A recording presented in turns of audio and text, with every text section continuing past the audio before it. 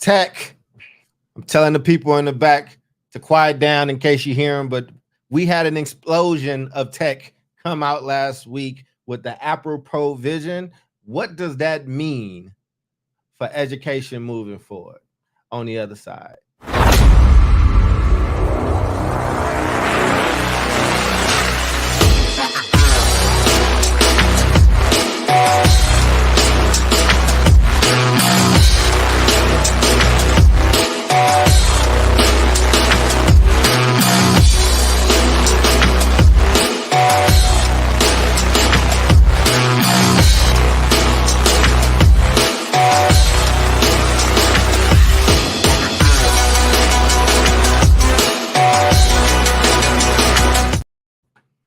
Welcome everybody to another episode of the South Star Classroom.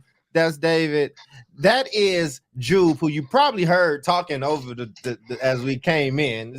It's fine, you know. When we go main screen, Jupe, that means we're doing the code open, but it's okay. Omar is out somewhere doing secret agent things, but hopefully he'll be joining us soon. Today's episode is special and fun for me. I'm going to be very honest, and I'm going to take the heat off of my team in this. I am a tech junkie. I love it.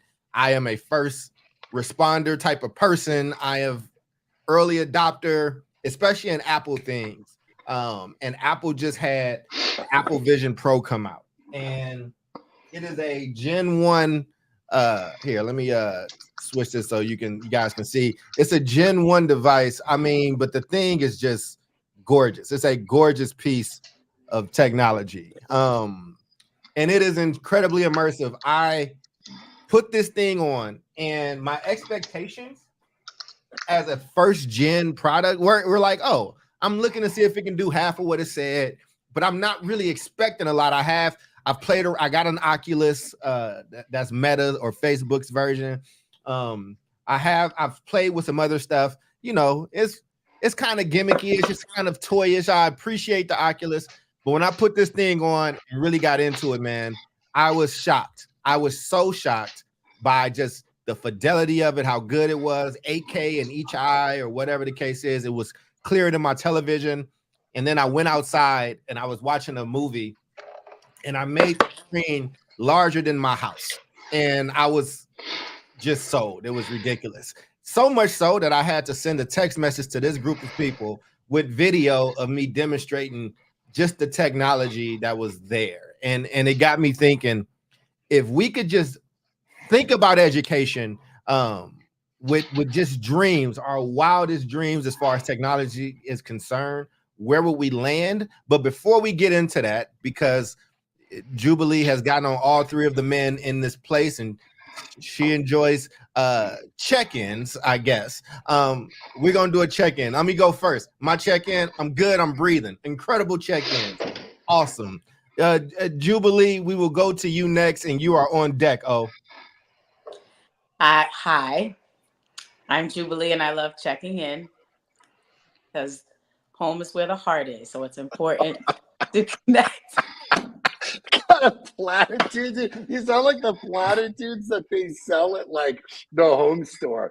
Live, laugh, love. It's me. I'm that lady. I am the lady in the rug section. Like people who need inspiration to decorate get slogans just like that. Mm-hmm. Pick me.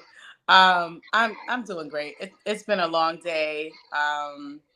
I have been back in this classroom, so I've got a lot of stuff to say about this topic and what could be done. But yeah, all is well in my world. I'm happy, and I'm glad to connect with you guys once again. Let's have a great show. That's what's up. Omar. Yeah, I mean, I'm with Doc a bit here, man. Like, it was a crazy day. I'm good. Weather nuts in Texas. Things are nuts in Texas. Governor Abbott fighting for those vouchers, but I think the fight is done and over. He did not get what he wanted to get, and he called like 1,000 special sessions. And I got to figure out whether or not those special sessions are done or not.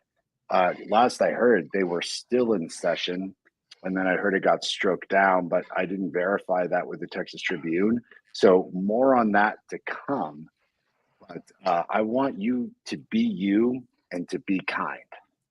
That I think is the most important thing that we could accomplish here today.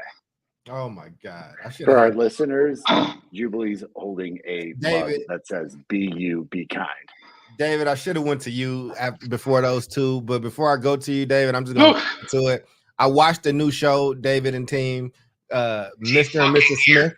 Donald Glover and has reimagined it into a series. And as I was watching this show, which was actually really good, I said, "Oh, this must be what Omar does." Like Omar, like the way Omar is cagey, and we don't really know where he is most of the time. And that's how this couple was. Like they would just be in a different part of the world in Italy, just doing espionage stuff. But that is what I think Omar does in real life. I think he is a Smith, a Mr. Smith. But that's why his check-in was so weird. But I'm gonna go to David without letting Omar even respond to that. How you been, David? Been good. We've got we have 2 high school events this week, visiting potential high schools for next year. So we're excited about that. And we had a tornado warning earlier today. So I know Charles, you're used to that. Jubilee, not sure about you. Omar, I don't know what happens in El Paso, but yeah, we had a legitimate tornado warning. I don't know if one touched down, but the weather's been crazy, and the phone went off. We had 2 warnings, and they're like, get to the lowest part of your house. And I'm like, underneath the house? We don't have a. Yeah, they don't do basements on the West Coast. No. So we just got down. We like getting down, but yeah, that's it for the check-in. Man, well, that's that. I'm glad y'all are safe, and I'm glad y'all are okay. We got some warnings out here in the suburbs of Chicago, but Kentucky, where I live with my grandmother, been through a lot of tornadoes. So yeah, those drills will scare the hell out of you if you're not used to them. But I was used to them. But yeah, man, I'm glad y'all are okay. And now listen, again, I will apologize for this show up front, because my excitement, I was kind of I love technology, and again, first gen stuff. Beta stuff, I'm used to it being underwhelming. I'm used to having to take notes on the bugs and send in reports and things like that. And this will have that too, surely. I mean, it's a first gen product, but what I saw, I mean, it was the Jetsons. It was Back to the Future. It was Ready Player One. I feel like they took a lot of inspiration from Ready Player One, even if you look at the eyepiece and you look at the things it can do. And this is just the beginning. This is before the world has gotten their hands on it, before all these developers, these smart, ambitious people, and it instantly changes your thinking, it instantly expands on what you can do. And I saw this thing where, what's his name that does Avatar, biggest of all time, James Cameron, biggest movie maker. James Cameron. Yeah, James Cameron said, I haven't made all the avatars because the technology isn't here. I went back and looked at the first Avatar that he made a decade ago. And it was made for this device. I mean, I was in the air. I was with the Na'vi. It was incredible, but it got me thinking with you all. And I will try not to overtalk this. My excitement, I am genuinely excited. But I wanted to just ask you if you could just expand your thinking, how could education be impacted by just new technologies? It could be this device specifically, but what is something futuristic, something innovative, something truly just game changing that you all can think about? And I'll referee a little bit. I'll go to you first, David, and then Jube, you'll be on deck. Ooh. Yeah, you mean in general or in terms of education? I would say take it where you want to take it. I was thinking kind of education, but I do want you to go wherever you feel the most excited about. Yeah. Okay. So first off, for people that are watching and for Omar and Jubilee, if you haven't been around Charles long enough, you know that every time Apple has one of these special release events, his enthusiasm meter goes off the charts. So we are experiencing that right now, right? That's what's happening. I'm also a big fan of Apple products. I do not have, Charles, you're way ahead here, literally and figuratively. You've got you have the device, you have the future in your hands. I think that's pretty cool. I mean, I think the one big thing for me, and we can talk through this, is let's see if I can get this right. I think it's timely because we are emerging from this global pandemic, right? Where most of us were so used to like being in a certain place for work, to conduct business, even to conduct, pleasure, or all of these things, right? And now coming out of the pandemic, I mean, there are some things that you just have to do like in person. But many people have chosen to remain quote unquote remote. And so I think one of the big opportunities here is, as people remain remote, or you have people living in like remote parts of the world, right? These new technologies have the potential to continue to bring people together, regardless of where we are geographically, right? So my big thing is, is there a world where this technology can we know that it can break down the geographical barriers, but is there a way for us to come together, beyond just like geography, but like, learning about other cultures, learning about people's different backgrounds, coming across different, political backgrounds, all of those things, right? I mean, I think that's my one big takeaway. I have some things to say specifically about education, but we'll get there. Okay. So Awesome. bringing people together. Jewel. Oh boy. The two words, like plan forward. I think every time now, I'm not like a big tech person. You see, I'm still trying to get my heart thingy working or what have you. That's I'm kind of glad advanced. the gestures ain't working for you no more. It's kind of good. I love that it's working for David and not for you. Wow. You and Omar were children when you got this access. Like, wow. both of So you. basically, right, it's okay for some to have access to new technology, but not all, right? Because look Exactly. at this caste system he's creating. Look at this. Yeah. Anyway, every time something like this is released, it's a reminder of the fact that we had an opportunity to plan forward as educators, as a nation, and we just didn't. It's like a missed opportunity, because these people that created this went to somebody's school somewhere, right? So those are the words I'm thinking around, just like, and that's the question, like, how do we do a better job of planning forward, right? This was not just an idea that somebody thought of last weekend. It's been in the development phase for, I think, quite some time, most likely. But yet, in our classrooms, we got books from 1970, like people that are 60 years old, like their textbooks from when they were in first grade. It's weird, so I just think it's I've got more to say later, but that's it. How do we do a better job of planning forward, knowing that we have information on what is to come? I got you. Omar. I mean, do we though? Like, here's the real question. Like, do we? And I got questions about this device, right? Because some of these things confuse me a little bit, right? Mm-hmm. You said like you saw a movie the size of your house. So help me understand, because you've got goggles on, right? Yeah. So when you say you can project a movie the size of your house, does that mean that you're sitting outside and within the goggles, you have this visual perspective of a screen that size kind of broadcast out, or how does it work? Yes, that's exactly what. So it is. Think about like, it's not AR, because AR is like the real world. It's technically VR because your eyes are blocked, right? I can see the world because of all these cameras on the front. So it looks like I'm just looking at the world in front of me. When I put them on just now, I can see you all.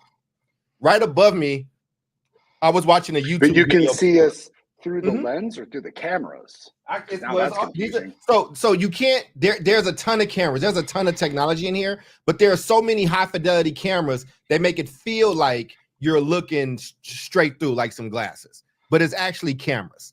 And then there's cameras inside that's tracking my own eyes and my face. So if I got on, I could use whatever, right? The technology is top notch. So I'm So out they ain't looking. sunglasses where you can see through them and you're kind of seeing the real Sunglasses world. will absolutely come. They will absolutely when they, No, but I'm saying these are cameras. So you put them on, yeah. and the world that you're seeing is not through your eyes; it's through the cameras. It's through cameras that kind of mimic your eyes. Oh. So even when you're not looking at something, it gets a little like if I'm looking over here at David, you'd be a little blurry because that's just how the eyes work. So and that's how they keep such a high fidelity, right? Like it's so much technology in there. I mean, there's a whole technological piece we can get to, which I don't know half of what I'll be talking about, but just from the experience of it, I'm looking at my house.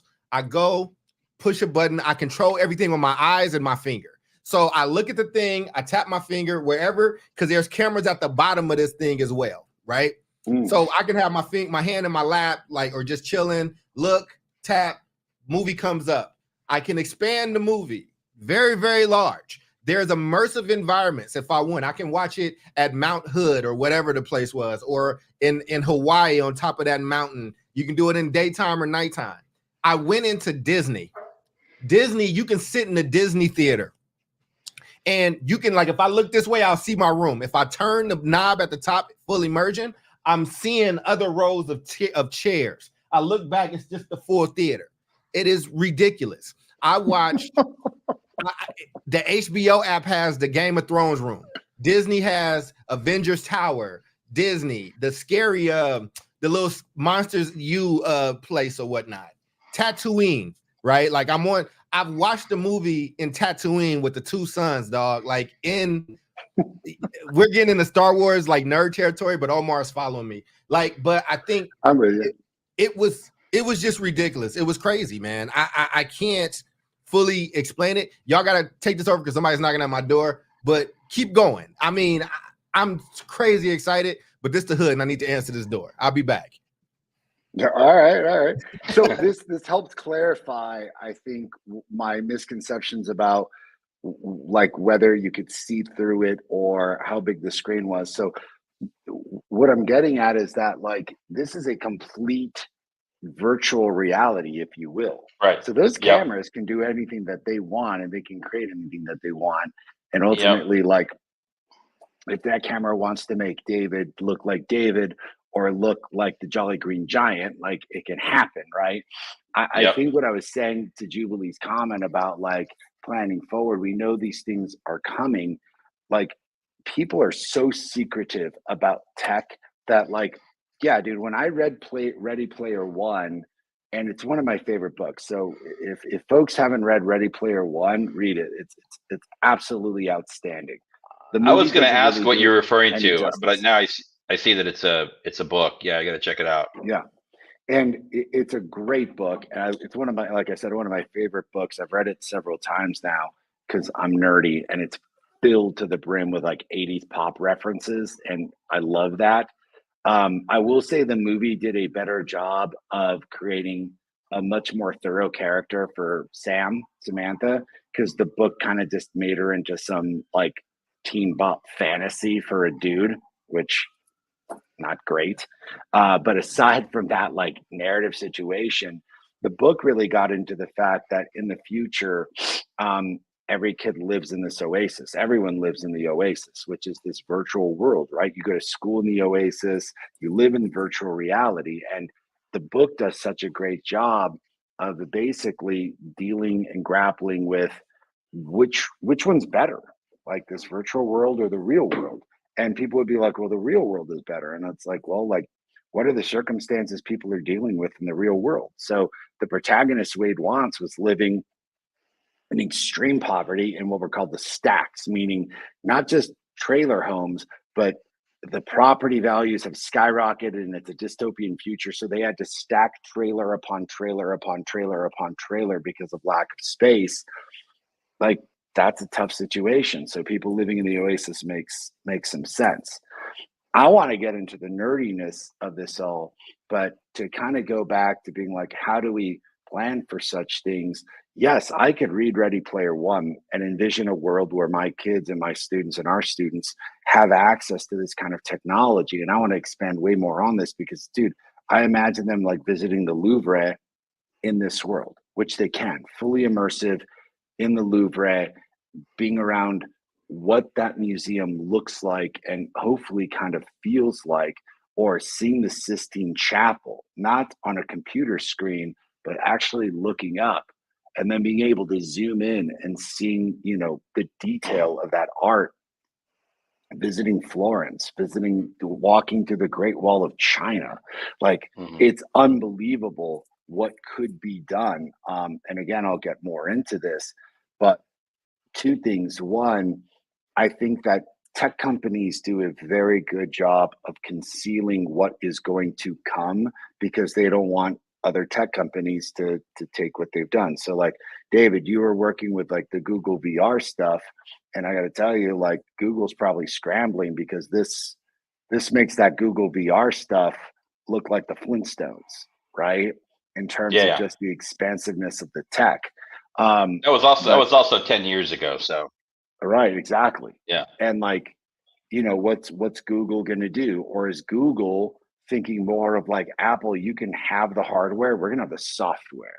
We're going to invent the virtual world where you're going to go to school. We're going to invent the virtual world where, you know, we were talking about it in the chat, and Doc was mentioning, like, imagine sitting in a room and hearing Malcolm X's speech. And I'm like, bro, imagine the AI of not just sitting in that room, listening to Malcolm, imagine talking to him. Imagine sipping a cup of coffee and talking to Malcolm X, Malcolm Little, about like his transition and asking him questions and being like, yo, man, like, what happened between you and Martin? And hearing that explanation directly from him, it's unbelievable. So there's a lot more to expand about the possibilities, which I will. But I think that tech companies do a good job of hiding this stuff so that we don't know, because they don't want to lose that proprietary tech. But I will say this, like, I've been on one hell of like an ethereal bent lately, down the rabbit hole of the future and humans. And there's this really excellent book that coincides with a book Dan Brown wrote. So there's a book called Sapiens that I'm sure everyone's heard of. Same author wrote a book called Homo Deus, which is badass. So really quick, Sapiens was this book, Jubilee, basically saying, why do we do the things that we do? So it's an exploration of the last million years of humans, and basically saying we are the product of not just evolution, but millions of years of encoded DNA. This is why we have the senses that we have now. This is why humans behave in the way we do. We think that we're all making our own decisions, but a lot of the things that we do has been predicated on millions of years of past experience from humans and DNA. It also explains why, and this will get later into the show, because this is kind of the conspiracy kind of darker part of this all, is why did sapiens overcome and essentially eradicate Neanderthals? Neanderthals were not a lesser life form, not in any way, shape, or form. They weren't less evolved or dumber, not in any way, shape. In fact, there's a lot of studies that demonstrate their brains and brain capacities were even better than sapiens. It was our ability to communicate that wound up making us the dominant species. His next book, Homo Deus, is basically saying, here's the future. Immortality. We're going to be able to create all these organs and create immortality. Understand God, which may or may not be religious or technological. But this shit is the kind of thing that he is talking about in the evolution of humans, in the synchronization of human and technology into one. And Dan Brown wrote a whole book about it, I think, called Origins, that basically discussed the fact that humans as a species may go the way of the Neanderthal.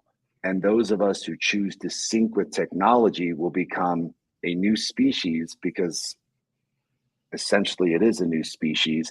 And that species of syncing with technology will essentially kind of bring about what people may think is revelations, the eradication of sapiens as we know it. Look, this is getting deep. Are you running an ad for Neuralink? Yeah, exactly.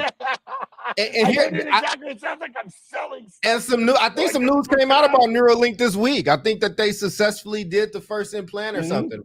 I mean, listen, there's a lot of things to be terrified about with this stuff. There's gonna be a lot of things. I mean, just like with the cell phone, right? Like, you know, and I love Omar. God bless him. I mean, he took us on an off ramp. We in like Jupiter now. Like, you know what I'm saying? We are, man. We but Jupiter, man. I love it. I love it. You know, you just made a conspiracy theorist dreams just come true. But I will just say, just to actually, I don't want to abandon where you were, but just some of the thoughts as far as education is concerned. Like, right, we are a place where we are talking about where we don't trust public education. We don't trust the lessons that we're getting. I mean, really, with this technology, the black delegation, the brown delegation, whomever, like whatever you believe in, like they could get 10 of their best thinkers. They could get 15 of their best folks and build out essentially, like you could have 20 people educate the nation, like where you go in and you're like in this stuff and it's immersive. Like if I want to know about the Ming Dynasty, right? Like this could put me in those places. Something that I think I mentioned this when I lived in Kentucky with my grandmother. Kentucky is very proud that they were the last state to enter the Civil War. And it was because Kentucky is on that border, right? So they had to choose if they were going to be the North or if they were going to be the South. And they at the last hour, they became the North. So as a kid, we would have these history lessons where they took us to these battlefields. Think about going to one of those battlefields, looking at a QR code in whatever goggles you got, and like you are instantly here. You're hearing from the general from the South and the general from the North. Like you're seeing it. It's smoky. I mean, when you go into immersive mode, everything disappears.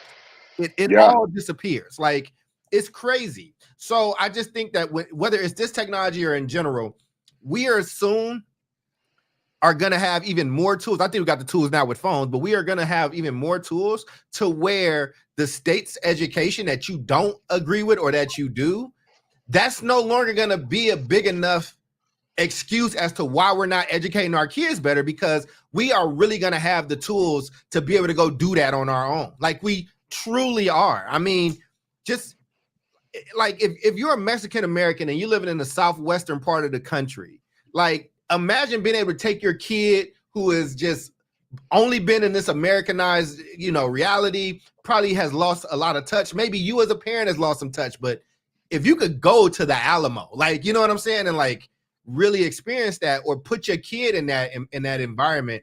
I just think that it's going to be so many creative people that's going to think of education in ways we've never seen. I mean, you're going to be able to go inside of a cell. You're going to be able to go inside of an atom, and really look at what an atom is doing. Go ahead, David. I want to go back to what Jubilee had made a comment earlier on your opening, Jubilee, about this technology or any other technology that's come before. And what has historically happened is that these things are developed in spaces where you don't see a lot of people of color, right?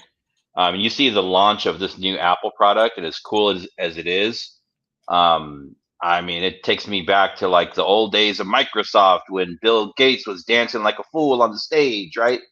With all of his buddies, and none of them could dance, and they're like bouncing around like, oh my God, this is great. I mean, this is what it feels like. And there's a bunch of conferences that have been happening over the last several weeks related to technology, all of these like VR technology, education roundtables. And I'm like, can you at least hire a black person or a brown person to sit at the table? Right.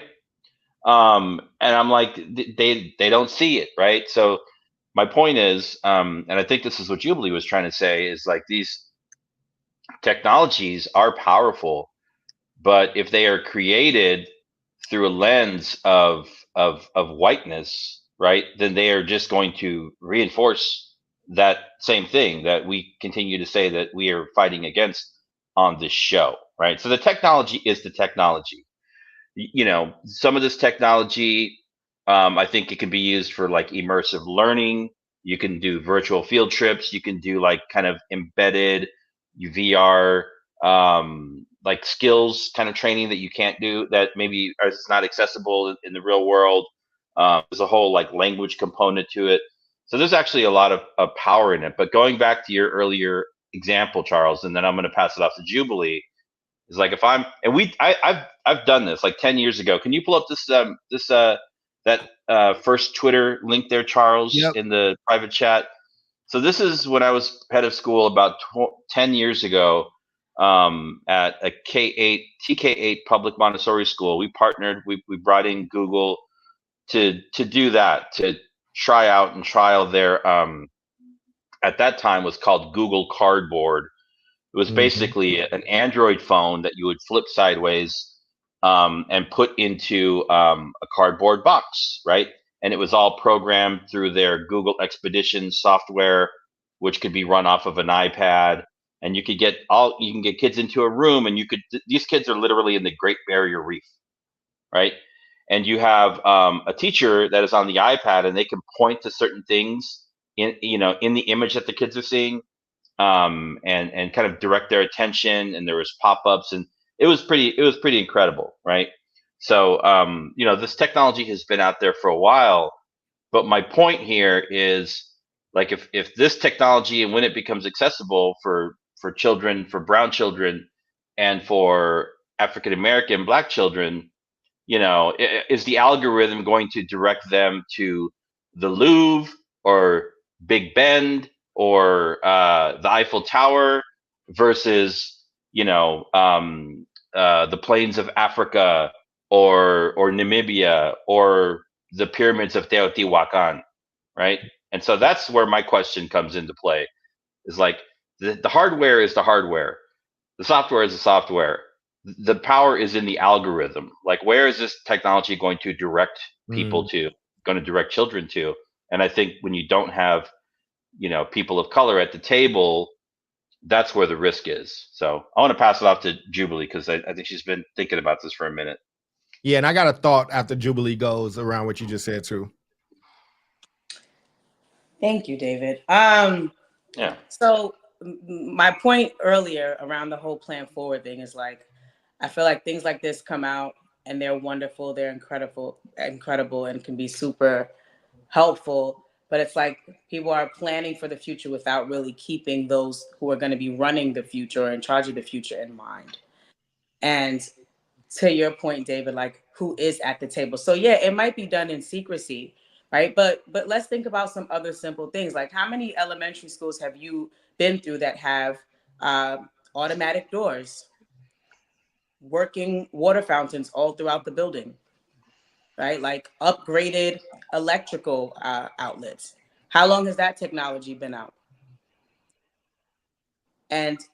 But wait, you could be in a dilapidated school facility with this Apple technology, and it could look like you are in a 21st century learning facility.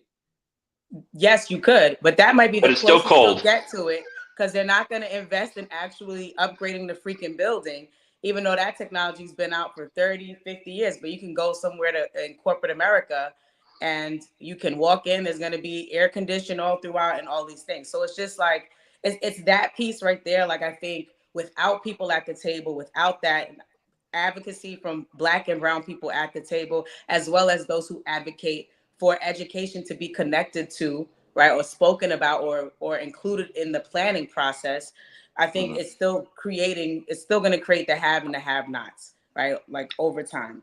And those that are able to access it, afford it, and believe in it, and all the things that it can do, will be the ones that get it, and those that won't.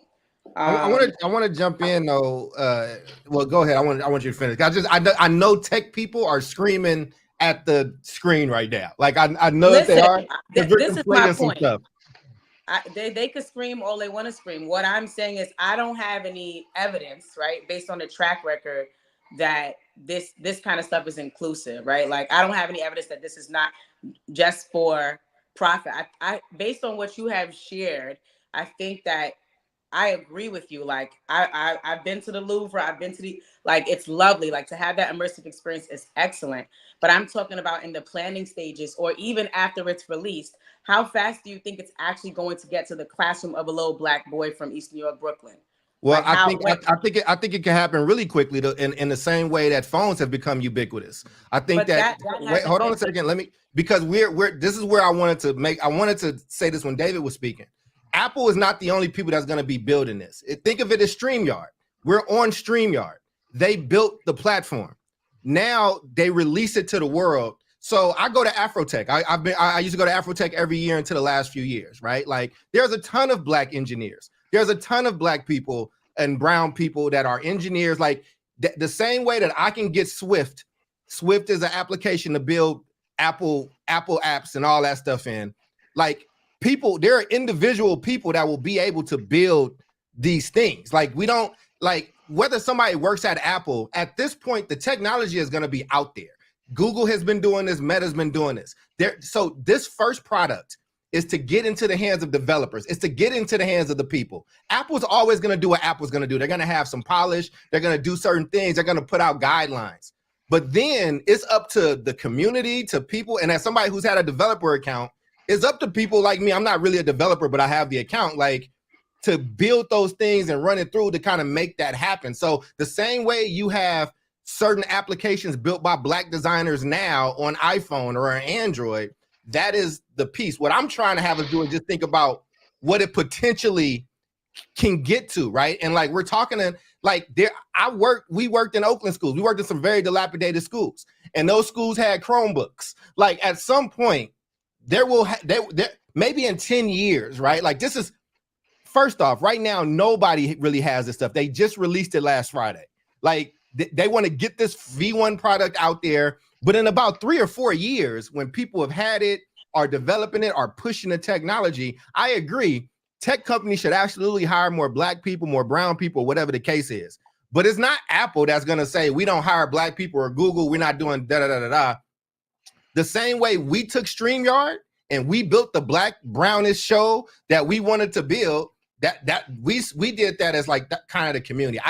I'm not disagreeing with what can happen. Wait, I'm not disagreeing with what can happen, but I just wanted to make sure for the purpose of the conversation, we didn't conflate, like, because I think people that don't know tech would be like, well, unless Apple does X, Y, and Z, Black and brown people are going to be left out. And that's just not necessarily the case. I'm not saying that at all. What I am talking about is who's at the table to help this kind of stuff make it to Johnny in the hood or whoever, and that's what I'm saying. Things are continuing. I'm at the table to help that happen. Well, that's great. People, yeah. Yes, we need more like that, because what I'm saying is, if you're from where I'm from, and possibly we're all from, right? You're the last to experience whatever's new. By the time you get it, it's 10 years old. We experienced the pandemic, and schools took almost a year and change, right, and had to have special donations to get Chromebooks. How long have laptops been out? So that's all I'm saying, right? Like, it's not even necessarily about only Black and brown engineers and all of that. It's about who is advocating for the needs of the children, parallel to this stuff being developed, knowing that this is where the future is going, and we need this to be represented in our classrooms across America. Yeah. My last point is this: teacher education. Right, like I am supervising some interns. Right, they're all in their senior year, and I had a chance to review what they're being like tested on or what have you for their teacher certifications. None of this stuff is in there. No sort of preparation for technology and how it could be used in the future is a part of teacher preparation. So I'm saying basically all I'm trying to do is highlight the gap. That's all I'm doing. But the technology ain't even a week old yet, is what I'm saying. What I'm saying is this. Well, I think what she's saying is probably not even like Google Classroom, right? I get it. I get it, right? But like when you think about a Khan Academy is free. Anybody with a phone can go on to Khan Academy. Now, whether you use it or not is up to you. Like, we have cell phones in our pocket. The vast majority of the United States has access to now cell phones. Developing third world countries, many of those places are utilizing phones as their main computer, right? Like technology, there are still some places that don't have technology. Let me be very clear. Here in the United States though, right? Like people got access to that tech. Now, if you choose to go on Snapchat versus if you choose to watch the documentary, that's kind of on you. But what I'm saying is, I don't deny there's going to be racism and all this stuff all the time, right? Like, and if you're Apple, you're not like it's my job as Apple to make sure that education is here or Black education is this, that, and the third. Should. I think no, you should. Like, if my job is I'm building the tech. Like, if I build the technology and it's out there and it's democratized, like their job was to do what they just did. Like, you know what I'm saying? Like, put it out there. Like, they're gonna be listen, I'm from the Bay. Kimberly Bryant started Black Girls Code. Like, there's more coding things in schools and stuff than I had ever seen, or like kids are learning how to code and build stuff at 7 and 8 years old. Like, this is a different crop of student that's gonna come up in this world with that stuff like mattering. Like, who remembers MySpace? And when Black kids got MySpace and cracked MySpace and started putting music in it and start like, this thing is going to take on a life of itself. What I wanted us to do, but I think we landed in a good place still, was to think about just the possibilities. Like the negative stuff is going to be there. Like the all that. I feel you. I don't disagree with nothing that Dave or Jubilee has just kind of said, right? But for a moment, just allow your mind for a moment to like envision what could like be. You know what I'm saying? Like, what if it was a girl that loved dresses and somebody built an app? Maybe Barbie builds an app where it's like you can design Barbie's clothes, and you got kids at 4 years old, like, you know what I'm saying, building that stuff out, and their mind is going to be expanded in a way. It's like when you meet a baby and you see a baby with an iPad, you're like, how is this baby that can't walk yet operating this device? Like, we're older, like we're going to have to catch up to this stuff, but when it's going to be people born into that world, and it's just going to be all they know. And I'm just saying that's going to be crazy. I think, I mean, so imagining the possibilities, I would say you have this this thing where like technology is technology. It can be super advanced, but we are always going to be human beings with 26 chromosomes and, you know, the number of bones we have and our general lifespan until they can learn to extend our lives past 100 years. Right. But it is what it is. So I think with the technology, one of the, I think for me, one of the hopes is to actually be able to remove learning from a particular space, right? If this technology opens up the world to people, then, you know, what would learning look like if it didn't have to happen in a classroom of 25 or 30 children, right? That are stuck to a particular bell schedule, you know, in a school day that is essentially what it looked like 100 years ago, right? So is there the potential to really like liberate learning and personalize learning? And I won't say but I will say, and also recognizing the risk of, you know, what does that mean for like the socialization piece, which is incredibly important for young people, right? So it's you know, people like, we're all like stuck on our screens. My kid just got an iPhone and I'm like, put that damn thing away. And I'm like, well, I kind of prefer that than him sitting on the couch with a VR headset on, because like, I'm good, you know. Right. So like, you know, it's interesting because we're getting to that point, but I'm like, you know, you can have the best setup. You could be living in the metaverse or in this new, you know, environment that you're experiencing, Charles. But like, you know, if somebody comes to your door trying to hurt you, they're going to still hurt you, right? You could still be in your virtual world, right? But like the physical world is still the physical world. The human touch is still the human touch. Absolutely. So I'm just saying, like, how do we balance those two things without going too far down the road, you know, or becoming full-blown cyborgs, as Omar was advocating for earlier. Look, good. I'll be honest with you about a couple of things. One, and for my boy Alonzo, I know that you're coming in late. So what we're talking about is Apple released, what is it called, Charles? The Apple Vision Pro. Apple Vision Pro, which is essentially like what Ready Player One had predicted in the Oasis. Essentially goggles that make, whether it be you can see the real world through cameras, or in a completely immersive reality where all you can see is apparently Tatooine, hanging out with Uncle Ben and shit. And we're talking about what are like the really cool implications of that. What are some educational implications for that? Jubilee brought up, you know, a pretty fair statement about how does this new technology incorporate the lens of Black and brown people, and David kind of backed that up in terms of like, are we only going to be visiting the Louvre and Florence, or are we going to have like the Mayan pyramids? And are we going to be able to talk with, you know, African kings and queens that have been kind of obliterated from the history books? And then it's, you know, Doc kind of brought up the fact that like, well, like we're the creators now. So why aren't we creating that kind of stuff ourselves? And that's the thing. Like, I really do think that a lot falls on what those creators are, because one thing I will say about the educational space is, dude, I've been waiting for 10 years for some of this damn ed tech to come through. Exactly. In terms of like, can I just get good data on my students? Can you tell me what grade level they're in? Can you give me data to demonstrate, okay, if my kiddo is, you know, in the 7th grade and they're reading at the 2nd grade level, that's good data to know, but can you then give me all the corresponding TEKS, you know, which is the knowledge and skill sets that they're missing from 2nd grade to 7th grade, so I can start filling them in, because that's useful information. That shit barely came out. And I've been talking about that shit for 15 years ago. I brought that up 10 years ago, and someone's like, I don't know when we're going to have that. And I'm like, shit, we should have had that already, homeboy. Like, I think I'm a little worried about this technology is awesome. That's why I was asking you some questions, Doc, because part of me hasn't been able to see the tech. So I'm like, is this just a computer?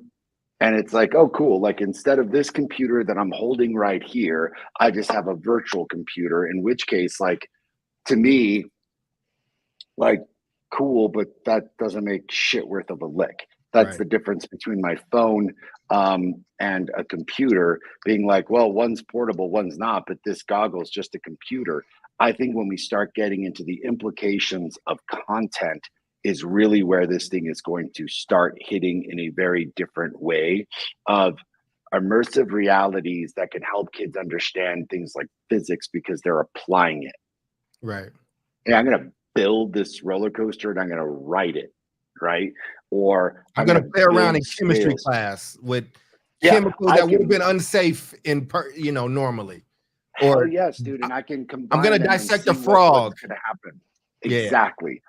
You know, in history and English, or like, hell, dude, like having everyone speak to you in French. So the Google thing is translating English into French, and all I'm listening to is French, and I can answer back in English, but just the immersion of French or Italian is what makes you learn a language. It's why a lot of Americans don't have the dual language component that we wish we had, and why Europeans do, because they're listening to German, Italian, Spanish, Portuguese, French all the time. Right. Imagine these goggles being able to do that for us, right? But I will get into the fact that a couple things. One, I think, Jubilee, I'm with you on the haves and have nots, and this is where I think about the educational space, because I think if you're like a middle class, upper middle class white kid, and these goggles become Ready Player One, it becomes Ludus, it becomes the school. Like, bro, like why schools better figure this shit out, because why go to school when you can learn all this shit in like 3 hours instead of 8? And then it's like, what? Then school has lost its complete meaning. And it's like, now school may just only be a social gathering for electives and or sports and clubs that you otherwise wouldn't be able to do in the virtual world that you may still be able to do in the virtual world, right? So that's one thing. I'm thinking about this 20, 30, 50 years down the road, being like, dude, am I gonna have a job? Like, are schools gonna even exist? And I think where I have a little bit of hesitation is for low-income communities, Jubilee, who may not be able to afford this technology. Are schools going to be the place where they do have access to this technology? Right. Are we then going to become the gateway? So then do schools for the middle and upper middle class almost dissolve because they're getting it through the Oasis, and then schools become a place for the low income because we're able to give them the food and the technology and everything else, which gives a lot of pause and a lot of thought. And then I'm with you on the content, because that's deep. People are people, and like, people will create content based upon their experiences. And if it's only rich white people creating the content, like, how are we creating the content for things like Johannesburg? or, you know, the jail that Nelson Mandela was at, or more importantly, how about like Africa in the 1300s that I'd love to visit well before, you know, the trade started. Because, you know, shit, man, like I went to the African American History Museum and I was like, why isn't this shit taught? Like from 1400 and like, or, you know, essentially what this 1600s before the slave trade started, all this incredible immersive history, including the root of civilization. Like, yo, man, I'd like to see that shit, but someone's going to have to create it. See, the thing is that it's always the royal we. It's like, we could go back to the root of civilization and figure it out. I'm like, no, you're going to see the interpretation of the root of civilization written by someone who's coding it. So what information are they using? Or like, what would be really cool, which we were talking about on the chat, is like, you know, it's the dinner question. If you could invite 5 people to dinner, who would you invite? And like, you know, I think like Muhammad, Buddha, and Jesus are always on my list, and being like, so what actually happened? What I want to hear some truth. What actually happened? You know, oh, Moses, get your ass in here. Like, what about that burning bush, man? What's up with that shit? Even that conversation that I'm having with Jesus of Nazareth is going to be the interpretation of humans and AI. This is where I'm going to get funky with you, David. I actually think that the quote cyborg situation is an inevitability. And I actually think that is, I think we're kind of there now. Quote apocalypse. It's either I don't have any hardware in me on the technology side or not.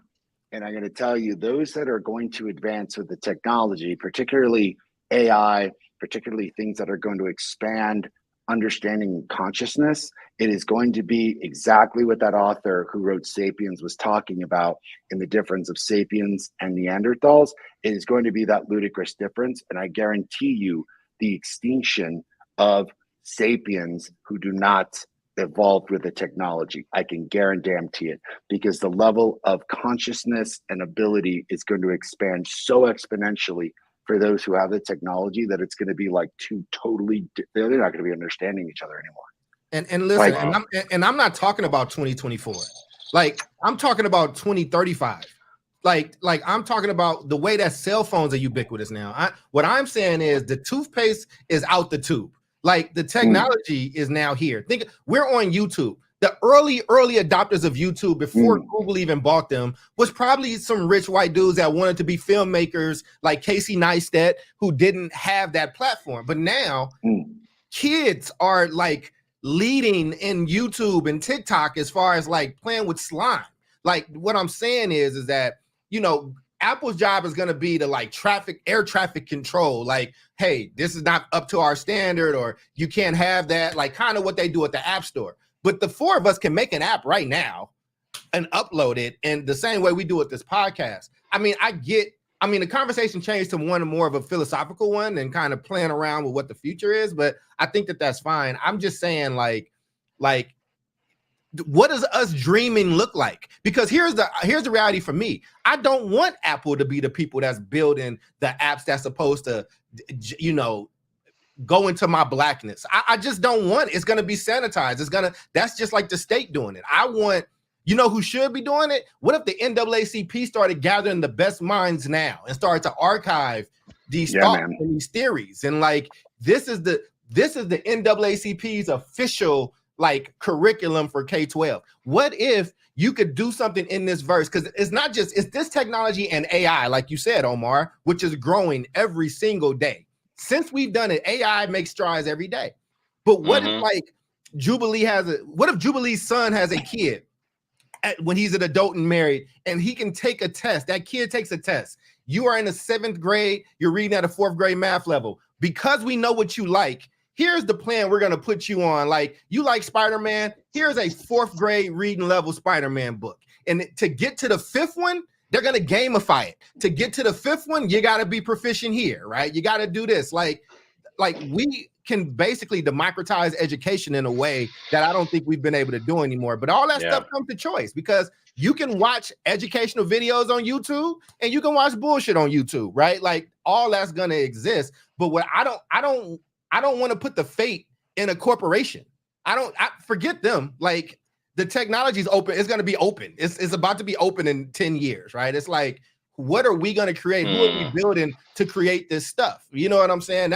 That's the positive part of it. But yes, absolutely. Every danger you got to worry about with phones is going to be heightened. All the over sexualization is going to be heightened. All the bullying and cyber stuff. I think we talk about how we're going to socialize kids. How we going to socialize kids now?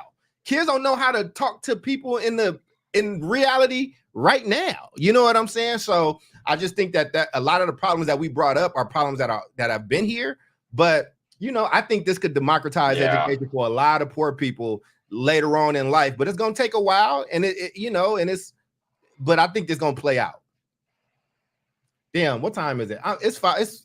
It's well, thank y'all for envisioning I need to go on the tech show and talk about it. But I think I think it's good though. I think it's good to have these conversations outside of tech spaces. So nerdy about this. Yeah, and this is what I think that the screen is split up perfectly, right? I think me and Omar on the left side of the screen is like who's kind of in this world a little bit, kind of plays with tech, kind of, you know what I'm saying? We kind of been asking for some of these things, and I do think David and Jubilee from a very like grounded analog, like, yo, here's what we're dealing with now. And this issue, I see this issue of racism only getting exacerbated. I actually think it's and we're parents with parents, you know, children of the age that are like getting really heavily involved in technology. So I think, at least for me, that's kind of where some of this is coming from. Listen, man, I just watched the technology, dog, where I controlled the entire spatial computing device with my eyes and fingers. Like, do you understand? Like, it's wild. This is what it is a technological marvel. And again, I also know that you haven't had it on yet. Like, you haven't been in it yet. Like, you know what I'm saying? Because when it wasn't until I was in it, like, I was excited before, but it wasn't until I was in it and I was in Avengers Tower and I looked to the right and it's Tony Stark's phone book. It's his phone with like pepper on it. Like, it's like, wait a second. And it looked so real. Like, you will mess around in the theater and try to put something on the table in front of you. I played chess on my desk. I played chess on my table, looking down at the pieces, and then it played back. It's like, wait a second, what is happening right now? So there could be some crazy stuff. A concrete example here. A concrete example would be like, you know, in my age, we grew up with textbooks that were like old, outdated, heavy. We hated them, right? And then at some point, we went, you know, there's still textbooks, but now you have like online interactive textbooks where kids, you know, are accessing their textbooks and content on their Chromebooks, and there's links you can click, and there's videos, and it's more interactive. So this new iteration is like fully immersive virtual reality, where you're still going to be learning about, you know, U.S. history or world history or whatever it is, but you're going to actually be in the setting, right? And if you're a young person, that's pretty exciting. And I think in general, if you looked at it from a scientific, psychological perspective, you know, like that's the best way probably to learn anything, right? By being embedded in it. So, I mean, every day is a field trip. I mean, come on. And listen, right after this, I'll do a group group FaceTime to anybody that wants to see it with the four of us just now. That's not anybody. That's not y'all out there. It's just these people. I will do it. I'll do it for like 5 minutes because again, you have to somewhat be immersed in it. But I think, you know, I'm looking at this for poor schools like this, and I'm going into final thoughts. I'll go and just let y'all have it. Poor schools can't afford to go on a bunch of field trips. But when they get this technology and it's written off, we can go to Paris today. We can go to China tomorrow. We can go to China in 1850 tomorrow. We can go to Chicago right after the Chicago fire. We can go to Pompeii. Like it is like I can math. Think about a mathematician. Like I can go and look at what the pyramids looked like when they made it, when they were still glowing white from the limestone, right? Like because limestone starts out really bright white and does whatever. I'm just saying, I think the fears that y'all have is right. The things that we should be, I think you're absolutely right. I think as a tech enthusiast though, like, and I think some of this is our responsibility around what we build for it and how we manage it. And nothing is ever going to take the place of what a parent's role in this stuff should be. Like, so I think I think you should be able to always see what your kid is doing, which you can right now. Like you can have it mirrored to you and all that stuff. But my final thought, as I throw it to David, you next. My final thought is I'm very excited about it. I don't get excited about much, but I hear those issues that we got. My hope, though, is that we get some overzealous young people that maybe ain't even born yet, that's maybe 5 or 6 years old right now. I mean, they're going to be the ones that's like really dictating what you can do. And the stuff ain't even been pushed to its limit yet. So I'm excited for what can be there, but always fearful for what we as humans are going to do with anything, a la cell phones. David? All right. I think I'm definitely hopeful too, and I can't wait to get my hands on the technology. I think I understand what you're saying in terms of like what it is and where it is in this moment. Like it's hardware, right, with software backing it up with operating system, but now the opportunity exists for the developer side, right, to create the content, to create the experiences, and I think that's where we can get into and lean into, that responsibility part of like Black developers, brown developers to get in and actually do that kind of like ground level work based on our own experience, right? So I understand that, and I'm hopeful for that. I think the other thing, like with so many other pieces of technology, there needs to be a mindset shift. Not in education. I think people have generally like bought into like, okay, technology is going to be part of education going forward. But making sure that when school districts, I don't know if y'all remember when LAUSD about 15 years ago went out and bought iPads for everybody, and they all got lost and nobody really used them. We're talking about like, I mean, millions of dollars of public money. I think it was $1 billion. Yeah. It was okay. I didn't want to go that far, but I think you're right. Incredibly wasteful initiative. So when this new technology comes out, I hope school districts are mindful about, what they're buying. Do they have the capacity to train their teachers, right? I think teacher training around this stuff, getting teacher input, not just input, but buy-in. Otherwise, you're going to have very expensive technology sitting in a crate in the back of the classroom, right? While a teacher still teaches out of a textbook. So it's a whole process. Things in education, we know they take time. But ultimately, I hope, students that need it the most have access to some of this powerful technology. Yeah. Jude and Omar, you take us home. Today, my final thought is everything David said. Take it away, Omar. Yeah, I mean, I'm hopeful. I am hopeful. My concerns don't necessarily outweigh my hope. I just, I'm a both and I just think I think that corporations do have a responsibility. I know you guys are like, oh, they're here to make a profit and blah blah blah, but it's like, at what point as a nation do we really, put our money where our mouth is? We say that we care about children and their future. These are in these little children that are in second grade now. We're going to blink, they're going to be 18. We're going to blink, they're going to be 21, 28. They're going to be in charge. How are we setting them up, for success in the future? And is there success in the future for them without them being able to access this kind of technology and utilize it?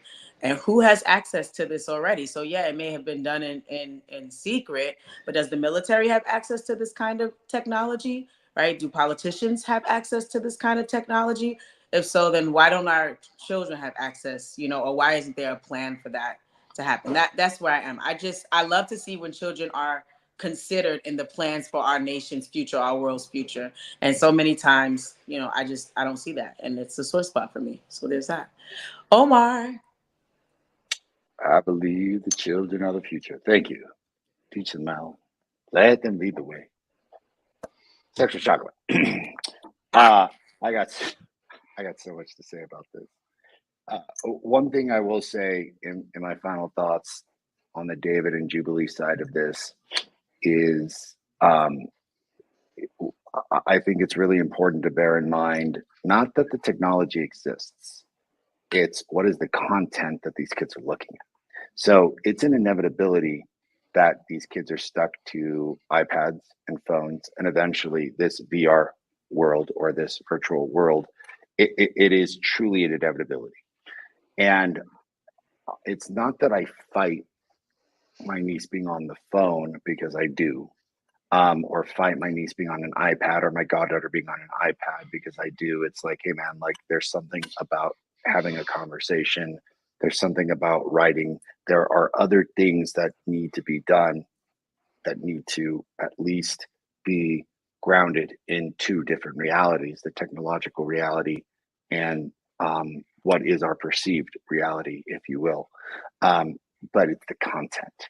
So, you know, if my niece is talking to Nietzsche in a headset and I get to participate in that conversation, I'm like, shit, dude, all day. If Charles is talking about, we have low income kids, many of who've never left El Paso, never gotten on a plane before, and I get to take them to Teotihuacan and help explore the pyramids with them, or Chichen Itza, I'm like, holy crap, dude, all day long. It's things like social media Absolutely. and profiteers who are using these technological advances not to move society forward, but essentially to blanketly profit. I think that's where we need to be worried. And I think that's where I'm with David and Jubilee about parents need a lot of say. We need to be mindful about kids. We need to think about what these technologies are going to do for people, because I don't think it's as black and white as go outside and play anymore. This shit's going to be embedded into people's brains, bro. Like that's the next, dude. It's already happening with that link. Give Neuralink, it 5 yeah. years, 10 years. I was saying 50 years. Doc, you're right. Speed that shit up. 5 years, 10 years. We're going to be seeing a completely new species of us ingrained with tech and AI. And I think it's really important that we think about the implications of the content and how we're using it in order to do things like expand consciousness. And I think that's the inner work. Technology and the biology of humans and the integration of those two is going to be an inevitability. And it's not just a tool, it may just be part of our entire landscape of how we perceive the world, right? Because if you're looking at these goggles and the world looks radically different in seeing these goggles, who knows what's going to happen, right? Mm-hmm. Maybe technology gives us the aptitude to see x-rays or radio waves or other things of a supernatural or ethereal existence that we couldn't perceive with our own eyes, but with technological advances allows us to have a greater scope of existence, if you will. Being that as it may, I'm excited for those implications because I think that's going to lead to greater consciousness. I think it's going to lead to a new revolution. I am worried, as Jubilee says, that if we don't have solid intent about what it's for, how we're using it to make the world a better place, and just allowing profiteers to destroy children's mind vis-a-vis something like social media, like we've seen, we wind up destroying ourselves in a way that, you know, may lead Mark Zuckerberg to build weird ass multi-million condos in Hawaii. But does that guy know that we don't? I will say this, that on a high note, Doc, I would love the opportunity to talk with Carl Jung. I would love the opportunity to talk with Jesus. I would love the opportunity to talk to Shaka Zulu. Like, imagine, dude, imagine like being like, talking to Montezuma and being like, shit's about to go down, dude. And being like, what? But this was the prophecy. And I was being like, I would love. I mean, analyzing Napoleon's war, like the way his battlefronts, like, I mean, the opportunities for learning and paradigm shift and visitation is going to be extraordinary. And I'm with you because I talked about this when I read Ready Player One. I was like, I envisioned my kids in a school in a cool ass classroom having a brief discussion about visiting Chichen Itza, the Louvre, Patagonia, and then boom, they're there visiting it and interacting much like a video game, because I honestly think education should start looking a bit more like a video game to keep kids interested and interacted, developing real world skill sets, communicating, learning, ethics and responsibility, seeing the impact of their actions in real time through characters virtually versus what we hide in the masks of ourselves. I see a grand future, and I'm an optimist and see the possibilities, but I'm always on the side of that grand future must be done with the intent of real humans leading that future, because if we leave it up to everybody else, like, I don't know if we're going to get what we're going to get. So that's a very long final thought from me. It's all good, man. I mean, that's David, that's Jube, that's O.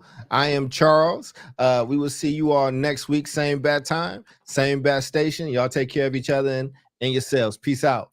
And Jubilee stuff still doesn't work, by the way. None of her, we can do all of it. You can do it. She can't do it. It doesn't work. It doesn't matter. So it works on ours, all good. Y'all have a good one.